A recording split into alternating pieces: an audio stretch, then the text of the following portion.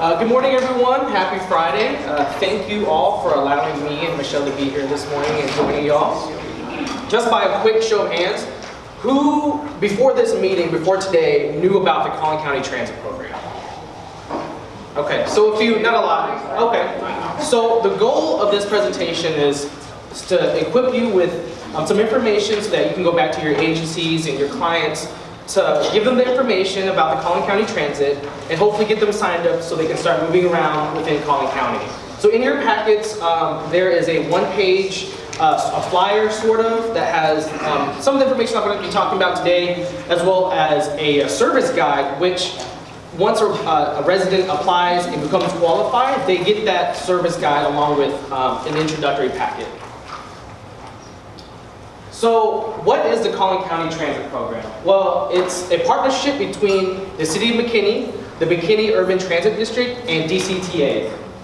And it provides a subsidized taxi voucher program for residents of McKinney, Salina, Lowry Crossing, Princeton, and Lowry Crossing, that's it, and Melissa, who are over the age of 65 or older, and or have a disability.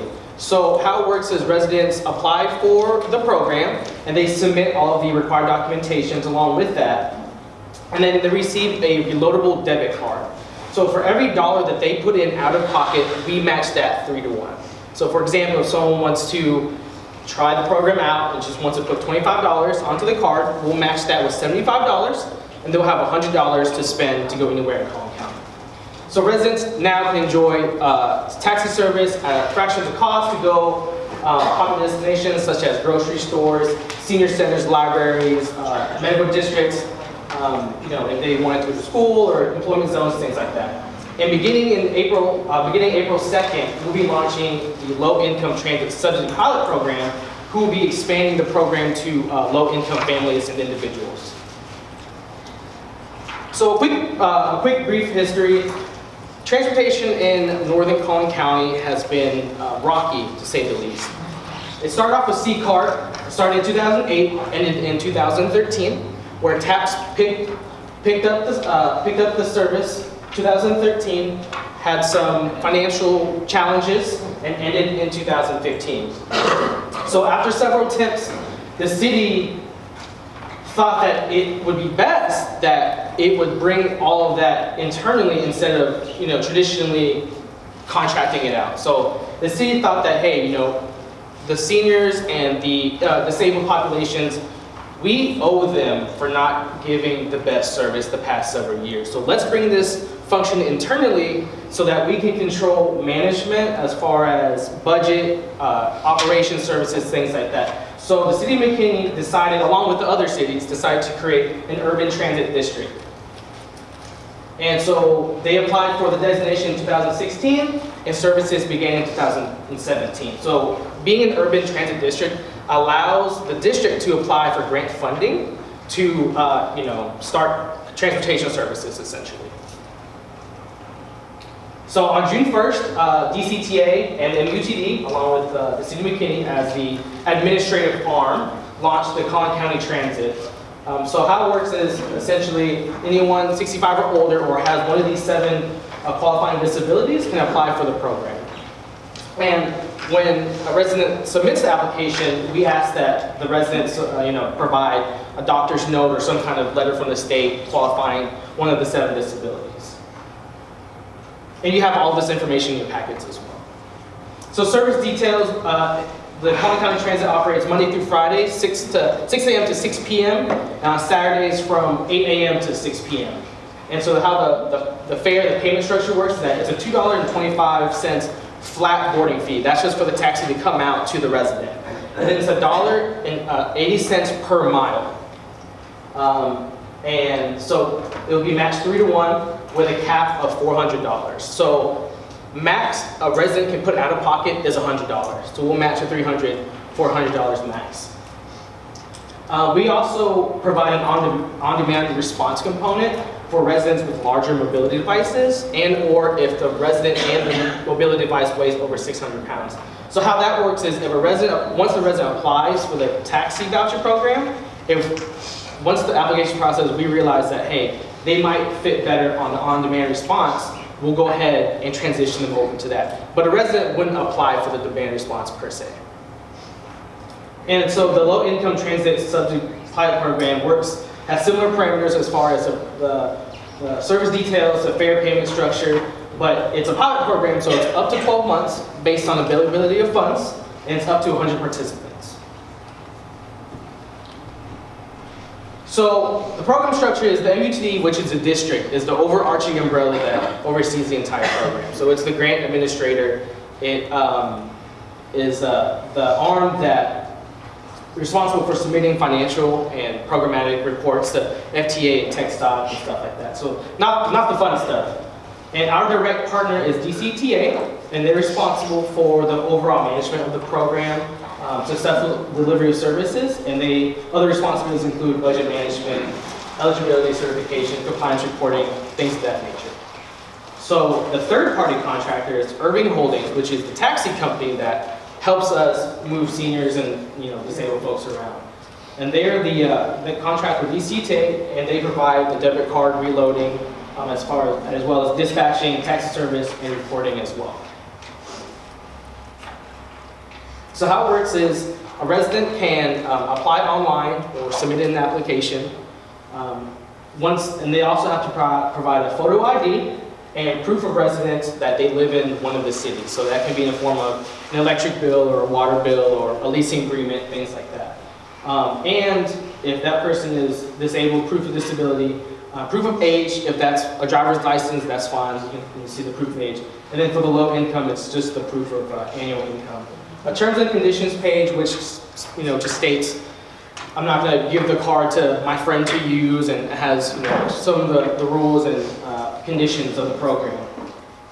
And DCTA is the one that reviews the applications to make sure that all of the required documentation is there.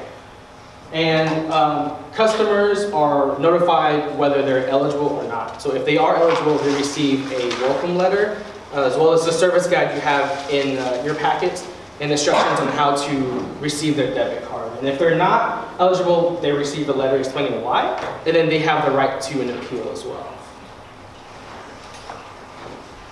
So the debit card. So once you're approved, the customer calls Irving Holdings and requests the debit card. At the same time, they'll load funds onto that card using another debit card or credit card. They can mail in a check, or they can go to Irving Holdings and pay in cash. Increments of $5, there's a minimum of $5 that they are asked to put on the card, and it's matched 3 to 1. So for example, if a resident takes a trip that costs $20, out of pocket, they're essentially only paying $5 of that, and the $15 is being paid by the district. And the customer can load up to $400 in value on their debit card monthly. So for example, if Joe joined the program beginning of April, he loads $100 onto the card, we match that 4 to 1, or 3 to 1, I'm sorry. So with a total of $400. So throughout April, if he uses $100 worth of service, he has a balance of $300 left. So he can either use that down to 0, or the next month, he can only put in $25 out of pocket. So that's being matched $100 with a cap of $400. And that rolls over month to month.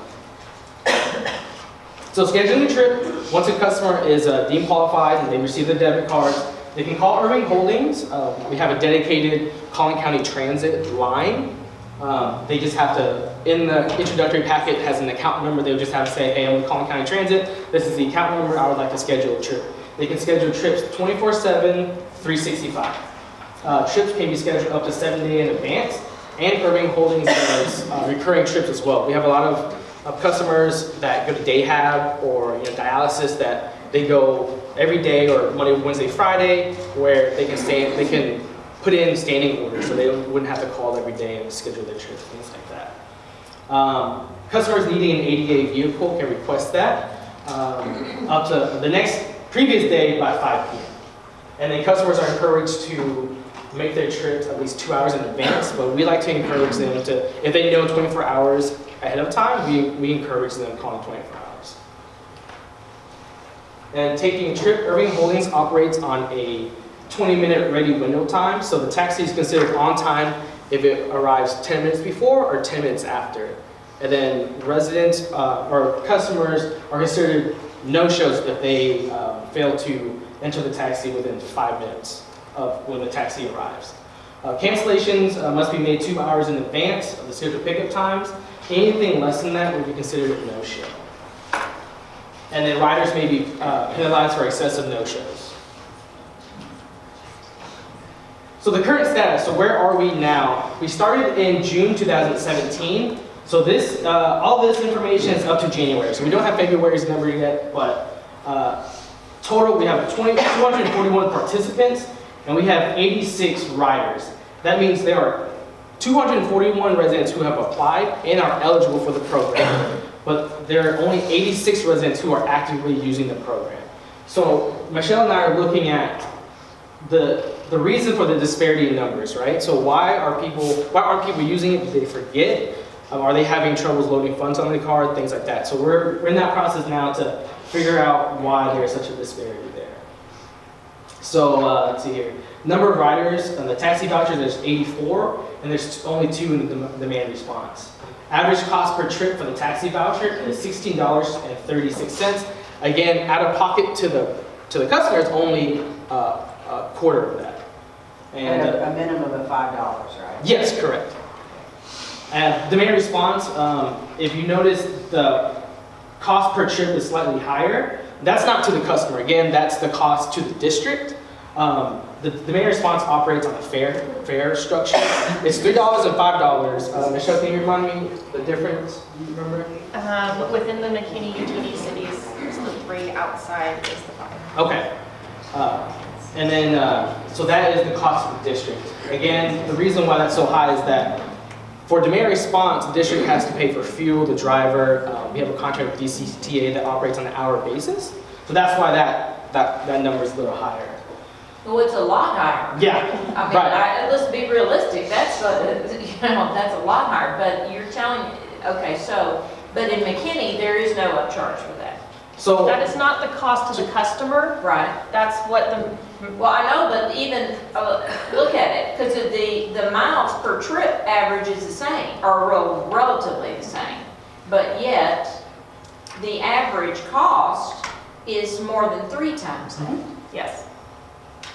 That just is odd. It's for tiny, like. This cost is what it costs DCTA to provide that service. Okay. So that's like your regular demand response or DART paratransit. Okay. That's not outside of the norm, Oh, the no, industry standard, no. which is one of the reasons the city of McKinney and the McKinney Urban Transit District decided instead of going with a demand response program similar to what TAP's provided, because that's what it was costing TAP's. Oh, Is to go with a taxi voucher program, Thank because you. they could provide more trips with the same amount of money. Okay, I may be the only one that didn't understand that, but thank you for explaining that. thank you. And then for the, if we look at the graph on the right, it seems like most of the riders are in McKinney. We have a few in Princeton, a few in Melissa as well. We have, I think, 2 qualified in Salina. They haven't loaded funds onto the debit cards yet. I'm not quite sure we have anyone in Lowry Crossing, maybe 1 or 2 that's qualified for it. And so the reason the numbers are so low is that these rural communities they're so tight-knit that when they need to get around a neighbor or a friend, so we're trying to figure out a way that we can help them, without sacrificing the quality of their service. Well, I don't think they can afford it either. If I were to try and take this program out of Blue Ridge to McKinney to the doctor, it would cost me $100 or $60, and that doesn't include, I just don't think it's feasible for the country, the cities outside. The rural cities. Yeah, the rural cities outside here. And so, yeah, DCTA and I, we're looking at other mobility solutions to help, solve that problem. I do understand that if a taxi is coming out in Salina and their medical appointments in Plano, $1.80 per mile, that is a stretch. I mean, I'm 20 miles from right here. Of course. So Yes. 20 miles, 40 miles, $2 a trip, that's $80. Yes, ma'am. So, And again, a quarter of that is still, someone on a fixed income, a quarter of that is still a lot of money. So we understand that there is that challenge there, and we're looking at ways to kind of resolve that solution. So if you look at the last graph, taxi trips from June, the first month that we started was 89 trips. It seems to be consistently increasing. There was a dip in December and January. That's because of the holidays.